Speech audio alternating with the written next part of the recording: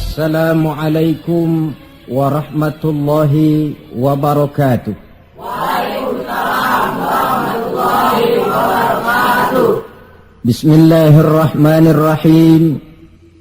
Alhamdulillahi rabbil alamin. Wassalatu wassalamu ala ashrafil anbiya'i wal mursalin, Sayyidina wa maulana Muhammadin wa ala alihi wa ashabihil mujahidin at-tahirin, amma ba'du. Bapak-bapak, ibu-ibu, saudara-saudara kaum muslimin yang berbahagia,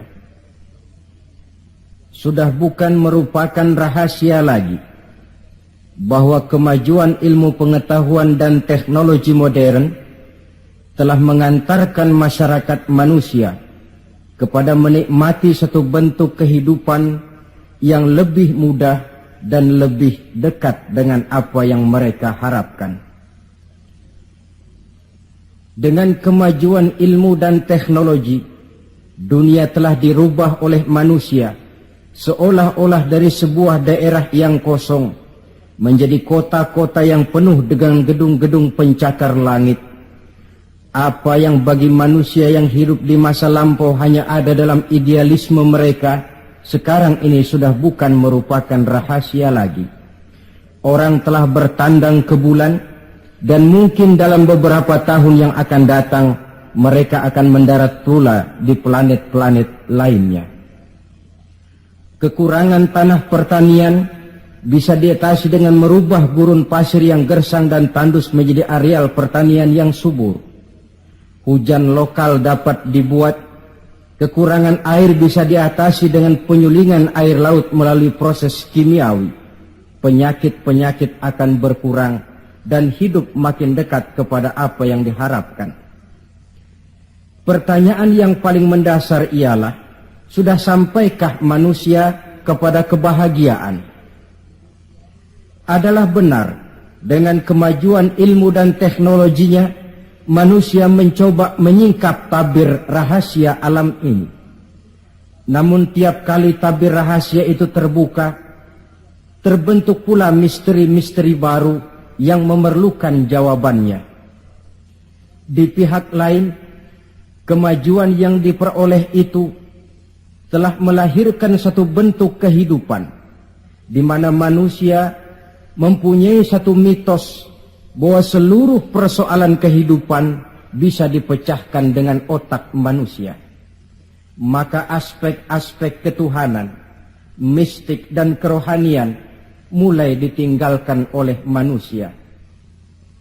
Saudara-saudara kaum muslimin yang berbahagia, maka sebagai efek dari kemajuan ilmu dan teknologi itu, kita melihat lahirnya kelompok-kelompok manusia yang otaknya penuh berisi ilmu pengetahuan modern, tapi jiwanya kosong dan hampa, merasa tidak puas dengan ini dan itu, walaupun hidup sudah serba ada dan serba cukup. Akibat lainnya ialah kerusakan terhadap alam. Kita maklum, manusia memulai orientasinya dengan tunduk kepada alam. Pada proses selanjutnya, manusia mulai mengadakan adaptasi, penyesuaian diri dengan alam. Dan selanjutnya, manusia mulai mengadakan eksplorasi, penundukan kepada alam, memanfaatkan alam untuk menunjang kebahagiaan yang mereka dambakan. Akibatnya, penggunaan sumber daya alam yang melampaui batas sering merusak alam itu sendiri. Kita ambil satu contoh misalnya. Akibat meningkatnya penggunaan bahan bakar dan penggunaan bahan kimia, maka terjadilah pencemaran udara. Yang ini akan menyebabkan terjadinya hujan asam, yang menyebabkan matinya plankton dan organisme akuatis air. Di sisi lain kita melihat akibat percobaan-percobaan nuklir misalnya, yaitu rusaknya lapisan ozon di atmosfer yang akan menghilangkan perlindungan makhluk hidup terhadap sinar ultraviolet dari matahari, yang pada gilirannya ini akan menaikkan frekuensi daripada penyakit kanker. Ketidakseimbangan alam sering timbul sebagai dampak dari penggunaan sumber daya alam yang berlebihan. Akibatnya akan kembali kepada manusia itu sendiri.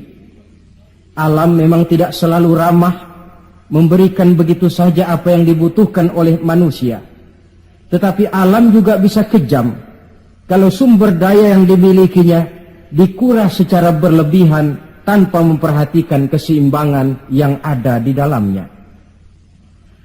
Oleh karena itu, marilah kita mencoba melihat gejala-gejala alam yang sering kita dapati di dalam kehidupan ini. Alam merupakan ayat Allah, ayat yang tercipta oleh Allah. Manusia memang diperintahkan untuk memanfaatkan apa yang bisa dimanfaatkan dari alam ini, tetapi dengan tetap menjaga keseimbangan yang tidak akan menimbulkan dampak negatif bagi kehidupan manusia itu sendiri. Gejala alam sering tidak bisa dianalisa, tidak bisa dideteksi oleh kemajuan teknologi yang serba canggih ini. Bulan-bulan terakhir ini, gejala-gejala alam ini sering menimbulkan hal-hal yang lazimnya kita namakan dengan musibah. Gempa bumi di Tarutung yang belum selesai itu diatasi, menyusul dengan tanah longsor di Padang Panjang.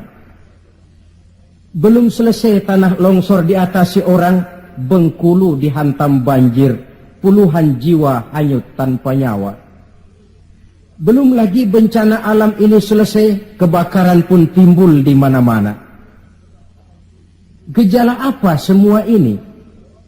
Ilmuwan mungkin akan menjawab, oh, kalau terjadi gempa bumi itu gejala alamiah, biasa proses pergeseran kulit bumi. Kalau ada tanah longsor, oh itu karena memang karakter tanahnya yang labil. Salah manusia kenapa tinggal di situ. Mungkin merupakan gejala alamiah, kata para ilmuwan. Mungkin proses pergeseran kulit bumi, kata ahli geologi. Mungkin karakter tanahnya yang memang labil, kata orang yang ahli tanah. Mungkin karena alam sudah bosan bersahabat dengan manusia, kata Ebit. Kalau tidak percaya, silahkan tanya kepada rumput yang bergoyang. Mungkin. Tetapi pada pertemuan kali ini, saya ingin mengajak kita semua untuk melihatnya dengan kacamata agama. Saya katakan tadi bahwa gejala alamiah sering tidak bisa dideteksi oleh ilmu dan teknologi modern. Berbagai macam analisa, berbagai macam kesimpulan diambil orang setelah terjadinya bencana. Sebelum terjadinya bencana tidak ada orang bicara soal itu. Sebelum Tarutung dilanda gempa, tidak ada orang cerita macam-macam. Sebelum Padang Panjang dihantam longsor, tidak ada analisa orang tentang karakter tanah yang labil. Setelah banjir terjadi, gempa melanda, topan bertiup, barulah analisa pun bermacam-macam. Maka pada kesempatan ini kita akan melihat gejala ini dengan kacamata agama. Menurut agama, apapun yang menimpa kita lazimnya dinamakan musibah. Musibah ialah ma asaban nasu min khairin aw syarrin. Apapun saja yang menimpa manusia, baik itu merupakan hal-hal yang positif ataupun yang negatif, itu dinamakan musibah. Sesuatu yang menimpa manusia. Tapi dalam proses penggunaannya kemudian, musibah ini lebih ditujukan kepada hal-hal yang sifatnya negatif dan tidak diharapkan oleh manusia.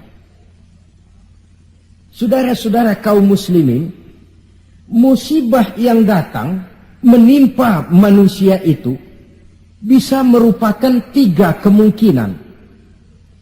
Kemungkinan pertama sebagai ujian. Kemungkinan yang kedua merupakan teguran. Dan kemungkinan yang ketiga bisa juga merupakan azab. Jadi kalau datang musibah menimpa kita, hal pertama yang harus kita teliti, ini ujian atau teguran atau merupakan azab. Kalau musibah itu menimpa orang-orang yang beriman, petani yang rajin sujud tapi sawahnya dihantam wereng, peladang yang rajin beribadah tapi kebun jambunya dimakan ulat misalnya, itu merupakan ujian. Sebaliknya, seorang mukmin yang gemar melakukan dosa lalu mendapat musibah, itu merupakan teguran agar dia kembali ke jalan yang benar. Sedangkan kalau orang kafir yang mendapat musibah, itu merupakan azab pada kehidupan di dunia ini. Syukurlah kalau musibah yang menimpa kita merupakan ujian. Sebab musibah yang merupakan ujian ini, jikalau kita jalani dengan lapang dada, tetap bertawakal kepada Allah, akan memberikan pahala kepada kita. Apa saja musibah yang merupakan ujian itu? Dalam surah Al-Baqarah ayat 155, Allah subhanahu wa ta'ala menjelaskan, A'udzu billahi minasyaitonir rajim. وَلَنَبْلُوَنَّكُمْ بِشَيْءٍ مِّنَ الْخَوْفِ وَالْجُوعِ وَنَقْصٍ مِّنَ الْأَمْوَالِ وَالْأَنْفُسِ وَالثَّمَرَاتِ. Dan pasti, kata Allah, ada lamu taukid di sini, dan pasti kami akan menguji kamu. Dengan apa? بِشَيْءٍ مِّنَ الْخَوْفِ, dengan sebagian kecil dari rasa takut. Rasa takut yang tidak beralasan itu merupakan musibah. Musibah yang ujian buat orang-orang yang beriman. Kadang dalam hidup ini kita dihinggapi rasa takut. Yang kaya takut jatuh miskin. Yang berpangkat berkedudukan tinggi takut kalau jatuh lagi. Takut pensiun. Takut, dan paling akhir takut mati. Bisyai'im minal khauf, kami coba, kami uji kamu dengan sebagian kecil daripada rasa takut. Wal ju', dan rasa lapar. Kelaparan yang melanda dunia di Ethiopia misalnya, di Bangladesh misalnya, dan di belahan bumi-bumi lainnya. Timbul pertanyaan, di negara-negara komunis itu jelas orangnya tidak bertuhan semua. Tapi jarang yang kedengaran kelaparan. Apa ini? Inilah ujian buat orang-orang yang beriman. Sebagian kecil dari rasa takut dan rasa lapar. Wa naqsim minal amwal, kekurangan harta. Entah kemalingan, entah kebakaran, entah banjir yang menyebabkan rusaknya harta benda, wasamarat, dan kekurangan buah-buahan, panen tidak jadi, musim panas berkepanjangan, wereng, ngamuk, ulat melanda. Ini merupakan musibah yang ujian. Menghadapi ujian semacam ini, Allah menjelaskan dalam kalimat berikutnya, wabasyiris sabirin, dan gembirakanlah orang-orang yang sabar menghadapi ujian tadi itu. Siapa sih orang yang sabar itu? Dalam pengertian sehari-hari, maaf ya, kita sering salah kaprah dengan sabar ini. Menurut kita yang namanya sabar itu orang yang diem, ayem, nggelenggem, gak macem-macem, itu kita sebut sabar. Sudah ketahuan gak salah apa-apa, kepalanya ditampar orang, kelepah, diem aja. Temennya bilang, sampean gak salah ditampar kok diem. Saya lagi sabar. Oh, saya kira sabar yang begini ini sabar yang salah pasang. Siapa sih orang yang sabar ini? Ayat selanjutnya menjelaskan, ini yang disebut tafsirul ayat bil ayat. Ayat mentafsirkan ayat.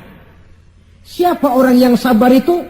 Alladzina iza asabathum musibah qalu inna lillahi wa inna ilaihi raji'un. Orang yang sabar ialah orang yang kalau mereka kena musibah, mendapat kesulitan, kesukaran, mereka sadar kembali kepada prinsip inna lillahi wa inna ilaihi raji'un.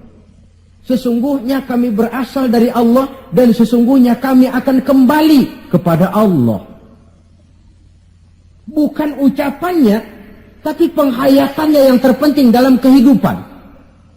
Kalau ini yang jadi basis kehidupan, rasa takut tidak perlu ada dalam hidup ini.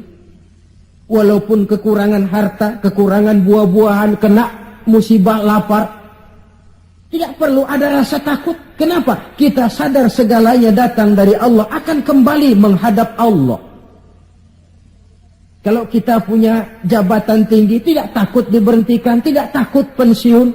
Kenapa? Sadar. Dulu pun waktu saya lahir ke dunia, saya enggak bawa jabatan apa-apa.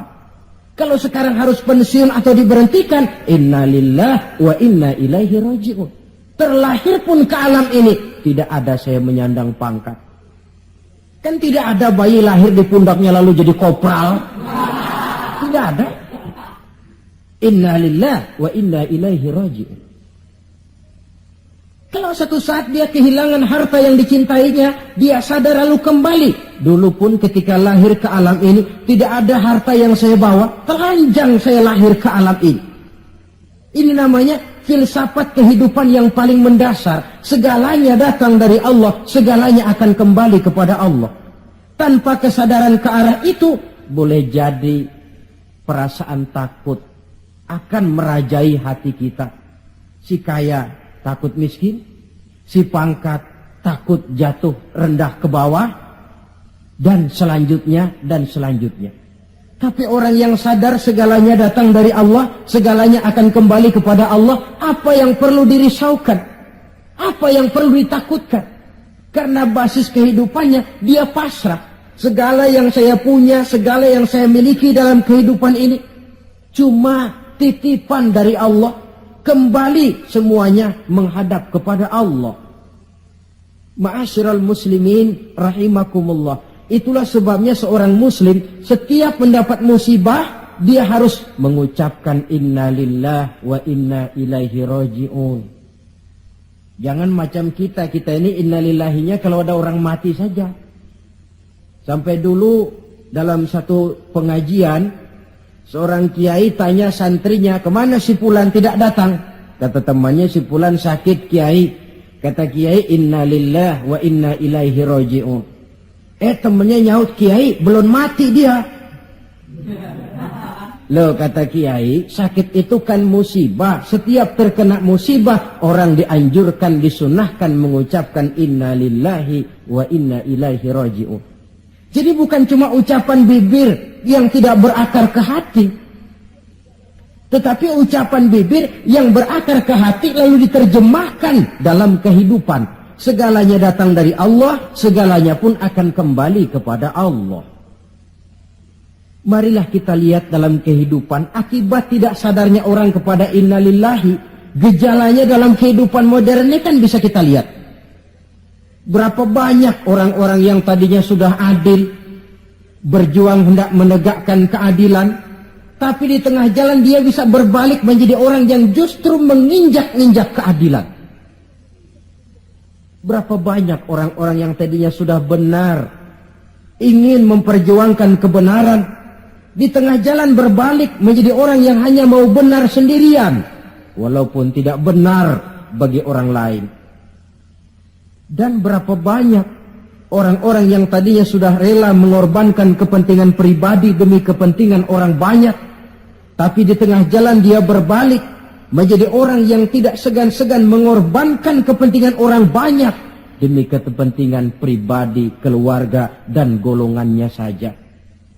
Tepat benar sindiran Allah dalam satu ayat, wa iza massal insana ad-durru da'ana li jambihi au qa'idan au qa'iba. Apabila manusia sedang ditimpa oleh kesulitan, Mereka berdoa kepada kami, mohon agar kesulitannya diangkat oleh Allah. Doa itu diucapkannya dalam keadaan berdiri, pada waktu berbaring, dalam segala posisi, mohon kepada Allah. Falamma kasyafna anhu durrahu, tapi manakala kesulitan yang menimpa mereka sudah kami angkat, kami hilangkan, marra ka'allam yad'una ila durrin massahu, mereka berjalan dengan sombongnya, seolah-olah belum pernah minta tolong kepada kami sebelumnya. Ini gejala manusia sekarang. Kalau kepepet, ya Allah. Dihantam banjir, Allah. Ada kebakaran, Allah. Kena bumi gempa, Allah. Dalam keadaan normal, Allah pun dicampakkan dalam kehidupannya. Na'udzubillah, summa na'udzubillah. Saudara-saudara kaum muslimin yang berbahagia, di zaman Rasulullah sallallahu alaihi wasallam ada seorang sahabat bernama Sa'labah bin Hatib al-Ansari. Dia orang miskin, tetapi kemiskinannya tidak menghalangi ibadahnya kepada Allah. Salat jamaah tidak pernah ditinggal. Di mana ada Rasul, di situ ada Sa'labah. Cuma Sa'labah ini model. Tiap selesai salat langsung pulang. Tidak wirid, tidak zikir, tidak doa. Jadi kalau sahabat yang lain selesai sholat, Allahumma antas salam, ini Sa'labah malah Allahumma lantas jalan. Tiap selesai sholat. Sampai satu hari baginda Rasul bertanya, "Hei Sa'labah," "Labaik ya Rasulullah." "Kau ini macam orang munafik saja. Apa tidak penting wirid, zikir dan doa? Apa tidak betah kau di masjid?" Sebab orang mukmin di masjid seperti ikan di air. Orang munafik di masjid seperti burung dalam sangkar. Ada enggak burung yang betah di kurungan? Enggak ada, keleparan mau keluar saja. Itu orang munafik di masjid. Panas enggak kerasan. Orang mukmin di masjid seperti ikan dalam air. Apa ada ikan yang enggak betah di air? Ada. Ikan mau mati. Ya kalau ikan sudah enggak betah di air kan ikan mau mati namanya. Kalau orang mukmin sudah enggak kerasan di masjid, jiwanya sudah mau mati itu. Kau ini macam orang munafik saja Sa'labah. Maafkan saya ya Rasulullah. Kenapa? Saya bukan tidak betah di masjid. Lalu bukan pula menganggap doa, wirid dan zikir itu tidak penting. Lalu apa pasalnya? Saya ini orang miskin ya Rasulullah. Saya punya kain satu-satunya, berdua sama istri saya. Jadi waktu saya sholat di maghrib di masjid, istri saya di rumah nungguin giliran kain. Maka saya cepat-cepat pulang, aplusan kain. Oh ini kan kere ini. Oh begitu ya. Lalu gimana? Sekarang gini saja ya Rasul. Ini sudah kadang ditanya. Kemarin-marin saya mau minta sendiri, malu. Ini sudah kadang ditanya lah, saya berani. Gimana? Tuankan Rasul. Lalu namanya Rasul kan doanya jarang meleset. Jadi tolonglah doakan kepada Allah supaya saya jadi orang kaya. Kalau saya kaya ya Rasul, saya punya kain sendiri, istri punya kain sendiri, asyik saya ibadah, saya akan wirid, saya akan zikir, saya akan tenang di masjid. Biasa, omongan orang belum punya duit. Itu selalu begitu. Sa'labah, kata Rasul, labaik ya Rasulullah. Qalilun tuaddi syukrahu khairun min kasirin la tutiquhu. Sedikit kamu syukuri itu lebih baik daripada banyak tapi kau tidak kuat bawanya. Sedikit kamu syukuri nanti Allah tambah ketimbang banyak tapi kau tidak kuat membawanya, apa gunanya? Kalau memang cuma gelas secangkir dituangi air 1 ember pun lebihnya akan jadi mubazir. Tahu dirilah kita. Begitu ya? Oh ya sudah kalau begitu. Pulang Sa'labah. Besoknya bertemu lagi dengan Rasul. Bagaimana Sa'labah? Sudah ya Rasul. Sudah apa? Sudah saya pikir-pikir. Lalu? Ya syukur sih syukur. Cuma saja kalau kain satu berdua rasa-rasanya repot juga awak nih nak bersyukur. Jadi bagaimana? Sudahlah ya Rasul, doakan saja saya jadi orang kaya lah. Sa'labah, saya ya Rasul. Kau ini kan orang Islam toh? Iya. Nah, orang Islam itu yang jadi contoh siapa? Tuhan ya Rasulullah. Betul? Betul. Kau lihat saya kaya enggak? Enggak. Kenapa minta kaya? Iya ya. Iya, pulang. 2 kali knock out. Hari ketiga datang lagi dia ke masjid nekat. Ya Rasulullah, gimana Sa'labah? La in atani Allahu min fadlihi la usaddiqanna wa la akunanna minas salihin. Kalau Allah memberikan rezeki kepada saya, kalau saya jadi orang kaya ya Rasul, pokoknya saya akan jadi orang soleh, tekun ibadah, wala a'ti kulladzi haqqin haqqah. Akan saya berikan tiap orang haknya. Pokoknya kalau saya kaya, sip dah. Omongan orang belum kaya memang begitu. Saudara-saudara, kata Rasul, Sa'labah yang benar. Benar. Yakin? Yakin. Janji ya? Janji. Mari saya baiat. Selesai baiat didoakan oleh baginda Rasul. Allahumma rzuq Sa'labah. Ya Allah berikan rezeki kepada Sa'labah. Selesai didoakan, Sa'labah dihadiahkan seekor kambing oleh baginda Rasul. Kambing perempuan, sedang hamil. Malah nggak ada suaminya lagi. Ya nggak apa-apa kambing. Saya ini cerita kambing. Kambingnya hamil nggak ada suaminya. Kambing. Yang orang jangan tersinggung loh. Saya ngomong kambing. Sa'labah, kau bawa pulang kambing ini. Kau pelihara. Mudah-mudahan membawa berkah. Baik ya Rasul. Dibawa pulangnya kambing itu, dirawatnya baik-baik. Lalu lahiran kambing itu. 1 jadi 2. 2 jadi 3. 3 lahir lagi jadi 5. 5 jadi 7, 7 jadi 10, 10 jadi 15. Makin lama makin banyak kambingnya, makin sibuk. Datang sholat mulai terlambat. Kalau tadinya belum azan sudah datang ke masjid, sekarang sudah qomat baru nongol. Lambat laun sholat 5 waktu tidak kelihatan di masjid, kelihatan cuma Jumat saja. Itu pun kalau khatib sudah naik mimbar dia baru datang. Rasul bertanya, kemana Sa'labah? Sibuk ya Rasul, kambingnya makin banyak sekarang, ngembalaknya keluar kota. Ya wailah Sa'labah. Aduh, kasihan Sa'labah. Aduh, celaka Sa'labah.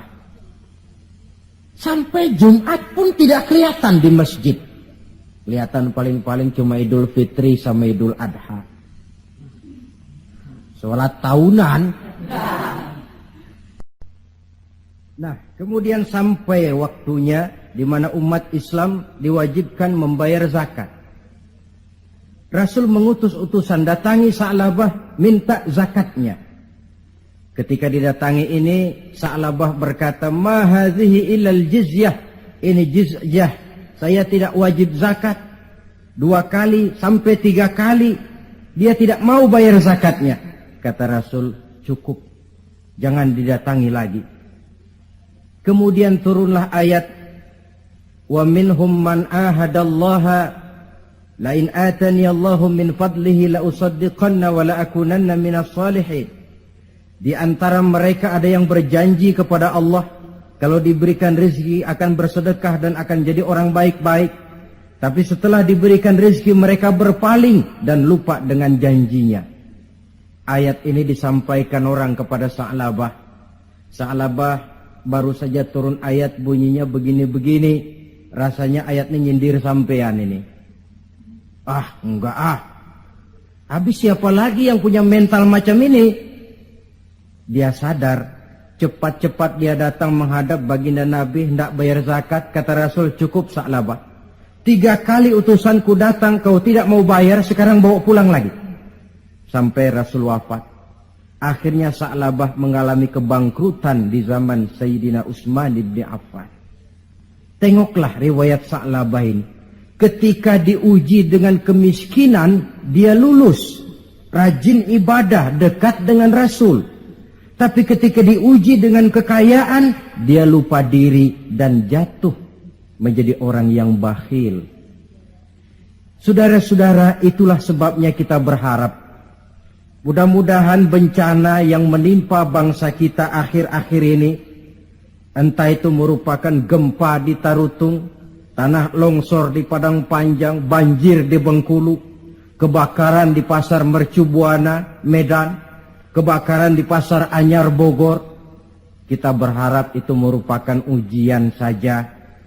Ujian yang harus kita terima dengan sikap mental inna lillah wa inna ilaihi raji'un. Segalanya datang dari Allah, kembali kepada Allah. Lalu apa manusia ini? La haula wa la quwata illa billahil aliyyil azim. Nah, ini musibah pertama. Musibah merupakan ujian. Yang kedua, ada musibah itu yang merupakan teguran dari Allah. Bukan ujian, tapi teguran. Wong namanya ditegur, tentu karena orang lalai, lupa diri, lengah, sehingga perlu ditegur. Dalam surah Ar-Rum ayat 41, Allah menjelaskan, Zaharul fasadu fil barri wal bahri bima kasabat aydin nas. Telah bertebaran kerusakan di daratan dan di lautan dari sebab ulah tangan-tangan manusia. Liyuziqahum ba'dallazi 'amilu la'allahum yarji'un. Agar Allah memberikan kepada mereka sebagian daripada balasan akibat ulah tangan mereka sendiri. Mudah-mudahan dengan balasan dan teguran-teguran ini mereka kembali sadar, ingat diri dan bertaubat kepada Allah Subhanahu wa ta'ala. Telah bertebaran kerusakan di daratan dan di lautan dari sebab ulah tingkah pola tangan manusia. Di awal tadi sudah saya coba jelaskan sepintas. Kemajuan ilmu dan teknologi modern ternyata tidak selamanya punya dampak positif. Juga dia punya dampak negatif yang berakibat kepada kehidupan manusia sendiri. Satu contoh misalnya. Sekarang ini kan orang mulai membuat apa yang disebut dengan rumah kaca. Kalau saudara berjalan melihat bangunan-bangunan tinggi, kan sudah ada yang seolah-olah semuanya ditutup dengan kaca. Memang di lain pihak akan mengurangi penggunaan sumber daya alam yang baku, tapi di lain pihak rumah kaca ini akan menaikkan suhu udara. Akibatnya permukaan air laut akan naik karena mengembangnya air laut. Dan jangka panjangnya melelehnya es di kutub. Akibatnya kota-kota yang berada di pantai-pantai yang rendah banyak mengalami erosi dan pencemaran air. Misalnya Jakarta, Bangkok, New York. Tahu New York? Pernah ke New York? Ke New York belum pernah? Sama.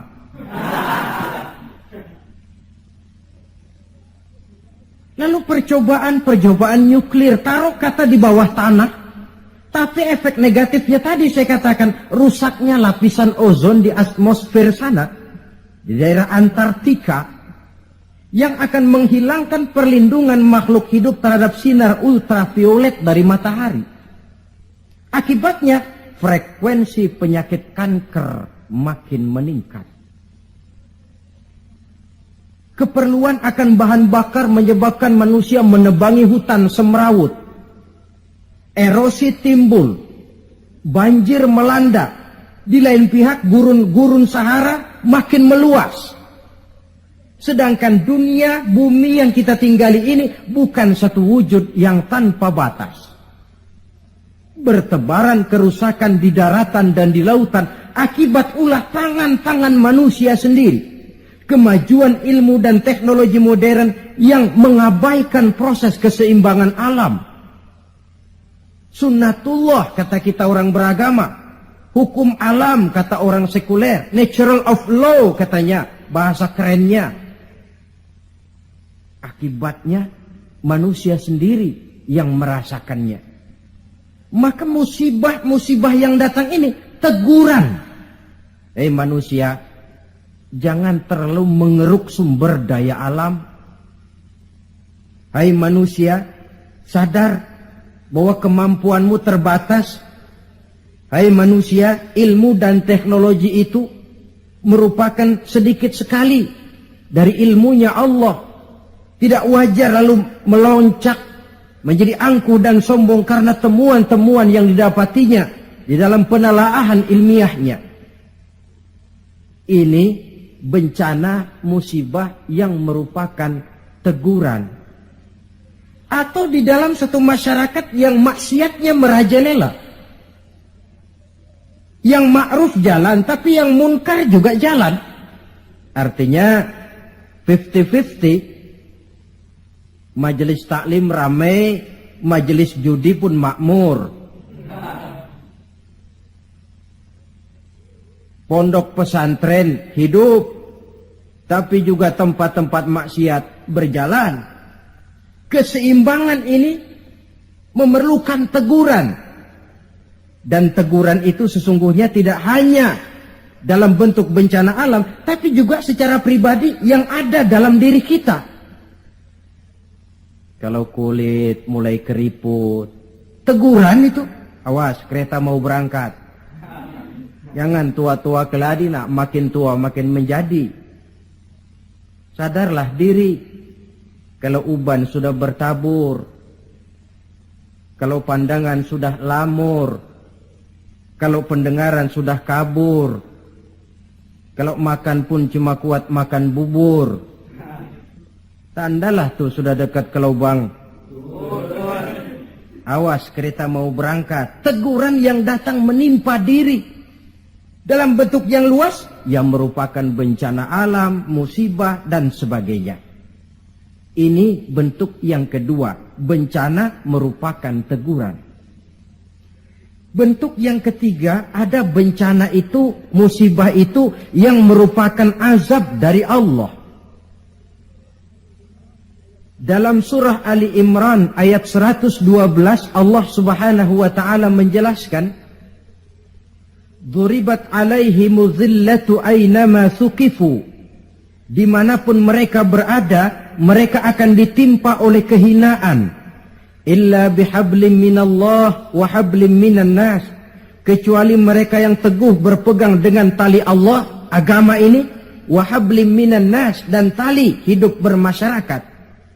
Waba'u bighadabim minallah, mereka akan mendapat murka dari Allah. Waduribat alaihimul maskana, juga ditimpakan kehinaan dan kerendahan kepada mereka. Apa penyebabnya? Dzalika biannahum kanu yakfuruna biayatillah wa yaqtuluna al-anbiya'a bighairi haqq. Dzalika bima 'asaw wa kanu ya'tadun. Ada 4 penyebabnya menurut Ali Imran ayat 112 ini. Kenapa ditimpakan kehinaan, kerendahan? Lahir di tengah negara Katulistiwa, bagaikan jamrut mutiara, daerahnya subur makmur, hijau ranau, gemah ripah loh jenawi. Tapi kadang-kadang tertimpa kelaparan, tertimpa ketakutan. Apa penyebabnya? 4 penyebab utama. Pertama, yakfuruna bi ayatillah. Mereka ingkar dengan ayat-ayat Allah.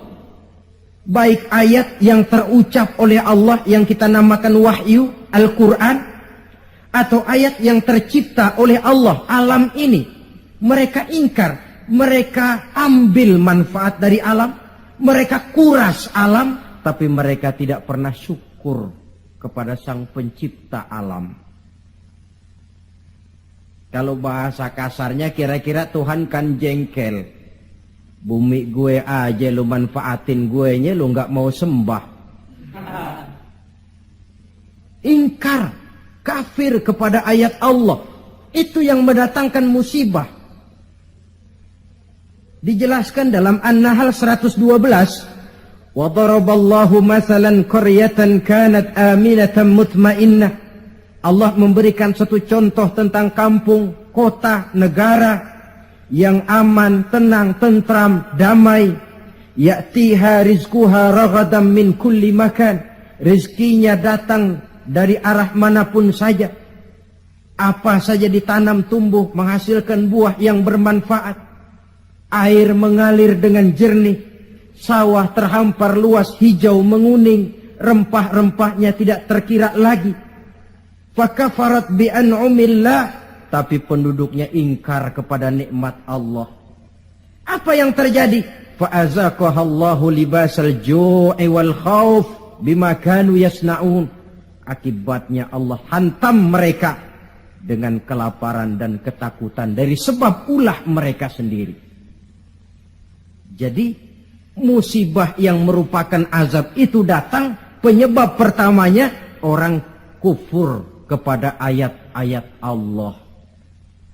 Baik yang terucap oleh Allah, yaitu wahyu, atau kufur kepada ayat yang tercipta oleh Allah, yakni alam yang terbentang ini. Penyebab yang kedua, wa yaqtulunal anbiya'a bighairi haqq. Mereka membunuh para nabi tanpa alasan yang benar. Membunuh nabi. Loh Pak, zaman sekarang kan nggak ada nabi, bagaimana kita mau membunuh nabi? Memang zaman kita tidak membunuh nabi secara fisik karena nabinya tidak ada. Tapi menginjak-injak ajarannya, meletakkan ajarannya di bawah rasio, itu kan sudah membunuh nabi. Buat apa kita agungkan namanya kalau kita injak ajarannya? Buat apa kita sebut dan kita sanjung dia kalau kita belakangi perintahnya? Membelakangi para nabi. Itu sudah pembunuhan kepada para nabi, pembunuhan gaya modern zaman kita sekarang ini. Muhammad itu manusia biasa. Sebagai manusia kan dia bisa salah. Karena itu yang mutlak cuma Quran. Hadis, sunnah itu bikinan Nabi saja, itu kan sejarah. Jadi sumber agama cuma Quran. Muncullah orang-orang yang ingkar sunnah. Itu kan juga membunuh Nabi. Wa yaqtulunal anbiya'a bighairi haqq. Sebab yang kedua. Adapun sebab yang ketiga, dzalika bima asaw. Perbuatan maksiat yang merajalela, dikerjakan terang-terangan. Agama memerintah amar ma'ruf nahi munkar kan, tapi yang dia kerjakan amar munkar nahi ma'ruf. Tebulak terbalik. Amar munkar nahi ma'ruf, yang munkar malah dianjurkan, yang ma'ruf yang baik-baik malah dicegah. Yang munkar dianjurkan, bahkan diberikan iming-iming akan mendapat hadiah sekian ratus juta, akan ini akan itu. Yang munkar diiming-iming, yang ma'ruf malah dihalang-halangi. Pengajian sulit, dakwah kadang-kadang mengalami posisi yang tidak diharapkan. Akibatnya, ya prinsip yang terbalik namanya amar munkar, nahi ma'ruf. Yang munkar diperintah, yang ma'ruf malah dicegah. Akibatnya, perbuatan munkar dikerjakan berterang-terangan. Malah belum lama ada orang yang mengusulkan supaya pemerintah membuka judi secara resmilah untuk menutup judi yang ngumpet-ngumpet ini. Kalau resmi, nanti bisa dikontrol katanya. Inna lillahi wa inna ilaihi raji'un. Yang sudah diputuskan untuk dilarang, dianjurkan supaya dibuka lagi. Dibuka, ditutup saja, ditutup dan dilarang saja, yang ngumpet-ngumpet masih banyak. Apatah lagi kalau dibuka berterang-terangan. Judi kronis, mabuk jadi kebanggaan, perbuatan zina sudah cerita harian. Malah yang aneh bin ajaib kadang-kadang terjadi sedarah sendiri. Ada bapak melalap anak kandungnya, ada anak kandung tidur sama ibunya. Kalau tidur biasa wajar, ini tidur-tidur. Allahu Akbar. Perbuatan maksiat yang merajalela mengundang azab. Yang keempat, penyebab yang keempat, wa kanu ya'tadun. Mereka benar-benar telah melampaui batas. Yang kaya melampaui batas, menumpuk kekayaannya. Beli gunung, beli laut, beli langit kalau bisa. Ya'tadun, perbuatan yang melampaui batas. Nah, yang kita khawatir, kalau musibah yang menimpa ini merupakan azab, tinggal kita introspeksi dan mawas diri saja. Saya mendapat kesulitan, musibah ini kira-kira ujian, teguran, atau azab. Kalau musibah menimpa orang kafir, azab. Kalau dia menimpa orang baik-baik, ujian. Kalau dia menimpa orang baik yang berbuat dosa, teguran. Jadi jangan kita sholat saja tidak pernah, puasa tidak pernah, dapat musibah lalu bilang saya lagi diuji oleh Tuhan. Bukan diuji, itu lagi dikasih perskot. Panjer nih, perskot azab, kontannya di akhirat nanti. Saudara-saudara kaum muslimin yang berbahagia. Sebagai uraian penutup, apa kunci menghadapi musibah-musibah ini? Dilihat dari segi agama. Saya kemukakan sebuah hadis qudsi yang diriwayatkan oleh Imam Baihaqi dari Anas. Saya kutip dari kitab Mukhtarul Ahadits An-Nabawiyah. Allah Subhanahu wa taala berfirman dalam hadis qudsi ini, "Inni la ahammu bi ahlil ardi azaban." Kadang-kadang kata Allah, aku ingin mengirimkan azab kepada penduduk bumi ini. Jadi kalau logika kita, kalau melihat tingkah pola manusia ini aku gregetan kata Allah. Pengen aku tumpahkan saja azab kepada mereka, sudah biar habis semua. Inni la ahammu bi ahlil ardi azaban. Kadang aku ingin menghantam mereka dengan azab. Falamma nazartu ila ummari buyuti. Tapi kalau aku melihat kata Allah, orang-orang yang memakmurkan rumahku. Siapa orang yang memakmurkan rumah Allah itu? Orang yang rajin memakmurkan masjid. Kalau aku lihat itu kata Allah, wal mutahabbina fi, dan orang yang saling cinta mencintai karena aku kata Allah, wal mustaghfirina bil ashar, orang-orang yang melakukan istighfar mohon ampun kepada Allah baik pada waktu pagi maupun petang. Surifat saraftu azabi anhum, aku angkat azabku dari mereka. Jadi rupanya ini yang meredam murka Allah itu. Allah sih maunya numpahkan azab, tapi begitu Allah melihat orang yang tekun memakmurkan masjid, rajin sujud, menghidupkan dakwah di masjid, orang yang saling kasih mengasihi karena Allah, orang yang mohon ampun di waktu pagi dan petang, azab itu, keinginan menyampaikan azab, aku tarik kembali kata Allah. Jadi apa obat pertama? Makmurkan masjid. Jangan sebaliknya.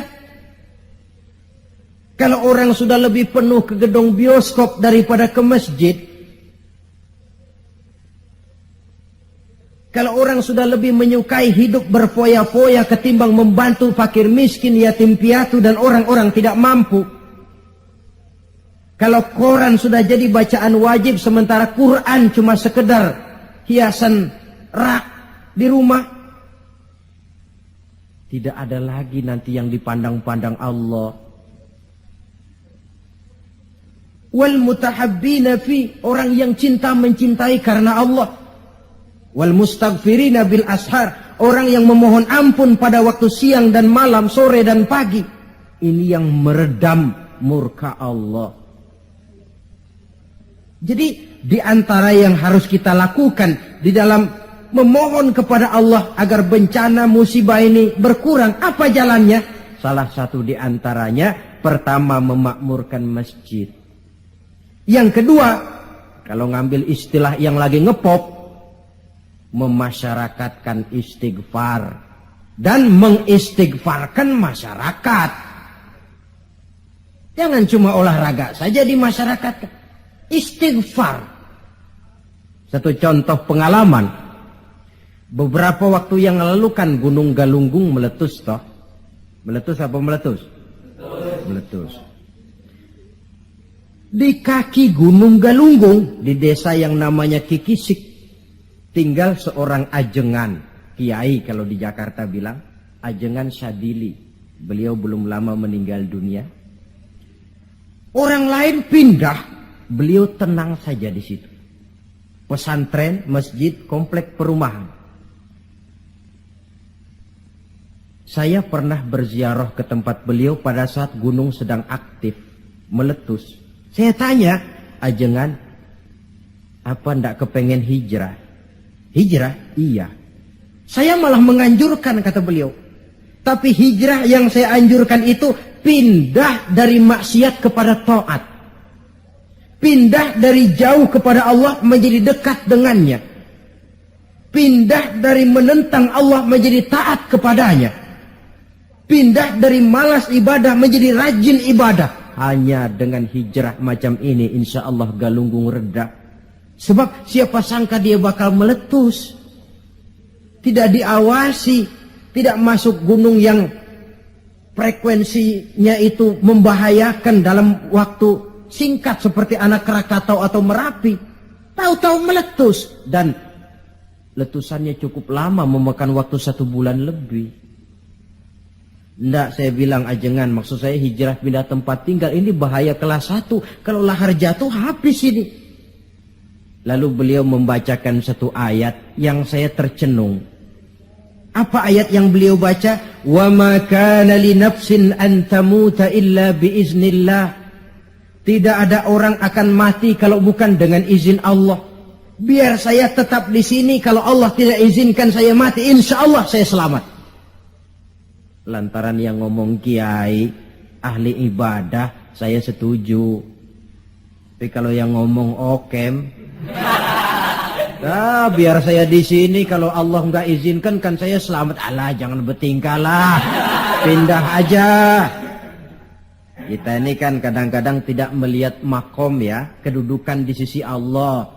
Orang lain baca ini bisa begini ya, orang lain kiai, kita yang bukan kiai lalu mau ikut-ikutan. Nabi Ibrahim masuk ke api, lalu ada ayat, ya narukuni bardan wassalaman ala Ibrahim. Hei api dingin, kamu selamatkan Ibrahim. Nabi Ibrahim ya selamat, api dingin. Lalu kita masuk ke api baca ayat tadi, mateng.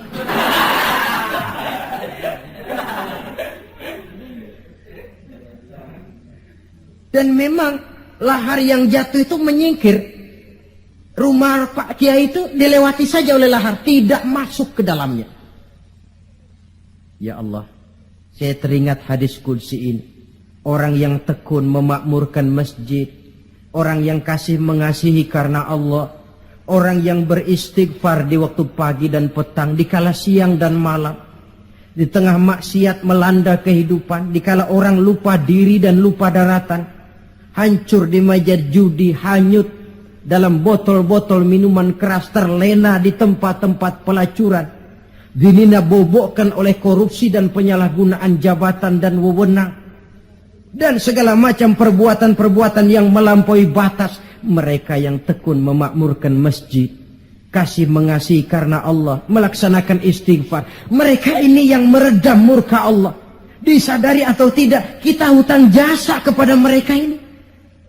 Kalau tidak lantaran mereka, habis sudah digulung bumi ini.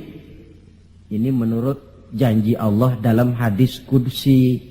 Karena analisa yang kita pegang ini analisa agama. Saya tidak melihatnya dari analisa sosial, politik, kebudayaan, ekonomi. Tidak, memang di luar kemampuan saya. Disiplin agama mengajarkan kita begitu. Dengan kata lain, seharusnya kalau ada orang memakmurkan masjid, itu yang kita bantu.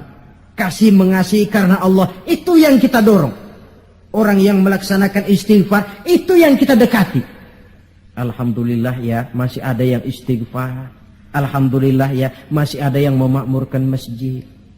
Jangan, alah orang gaek lah, orang tua kertu kerjanya cuma megang-megang tasbih saja. Apa sih bisanya? Cuma istighfar saja. Istighfar ini yang meredam murka Allah. Alah, kerjanya main di masjid mulu, taklim khutbah, apa itu? Ini yang meredam murkanya Allah. Bahkan dalam hadis lain, laula suyukhun rukka wa bahaimun rutta. Kalau tidak karena orang tua yang rajin sujud, kalau tidak karena binatang melata yang mencari makan, kalau tidak karena bayi yang menyusui, la sabba alaihim azaban sabba. Akan aku timpakan azab kepada mereka sehebat-hebatnya. Bayi yang masih menyusui, yang masih bersih dari segala dosa, yang masih punya masa depan. Orang-orang tua yang rajin sujud kepada Allah. Ini peredam murkanya Allah. Jadi kesimpulan, di antara resep mengatasi musibah akhir-akhir ini dari kacamata agama, pertama makmurkan masjid, yang kedua tumbuhkan saling kasih mengasihi karena Allah, yang ketiga memasyarakatkan istighfar dan mengistighfarkan masyarakat. Kaum muslimin, inilah saja yang kita bicarakan pada pertemuan kali ini. Semoga ada manfaatnya. Terima kasih atas segala perhatian. Mohon maaf atas segala kekurangan. Usikum wa nafsi bitaqwallah. Wassalamualaikum warahmatullahi wabarakatuh.